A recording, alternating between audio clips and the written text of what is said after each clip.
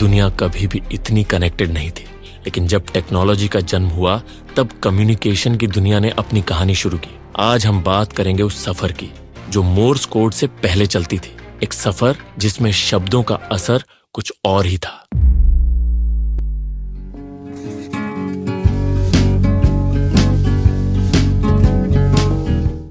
Signal Fyers, अग्नि प्रकाशन। यह वह समय था जब इंसान ने पृथ्वी के एक कोने से दूसरे कोने तक अपनी बात पहुंचाने के लिए आग का इस्तेमाल किया। सिग्नल फायर्स ने एक प्राचीन परंपरा बनाई थी। जैसे जैसे आग बढ़ती थी वैसे वैसे उसका संदेश भी दूर तक पहुंचता था। यह एक सरल सा कोड था, लेकिन किसी के लिए यह जीवन और मौत का सवाल हो सकता था। स्मोक सिग्नल्स, धुआं संकेत। धुआं का एक और तरीका था, एक संदेश जो आप सिर्फ आंखों से पढ़ सकते थे। नेटिव अमेरिकन जनजातियों का यह अपना तरीका था। हर एक धुएं का एक अलग अर्थ था, एक दृश्य भाषा जो हर समुदाय समझती थी। पिजन पोस्ट, संदेश वाहक कबूतर। यह था कबूतर पत्र का समय। ट्रेंड कबूतरों ने एक नया युग शुरू किया।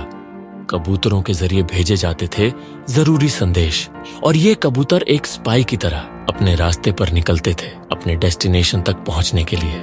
यह मेथड सभी के लिए रियाबल था, लेकिन एक लिमिट थी।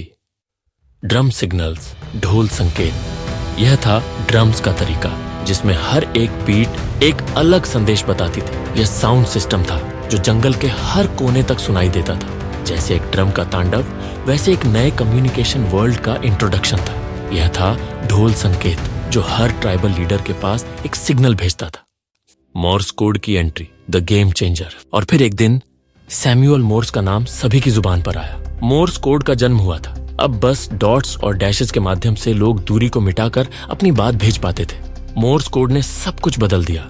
यह बस एक मशीन नहीं थी, यह एक रिवॉल्यूशन थी। यह था कम्युनिकेशन का सफर, सिग्नल फायर से लेकर टेलीग्राफ और फिर आज के स्मार्टफोन्स तक। हर एक स्टेप ने दुनिया को एक नए युग में दाखिल किया।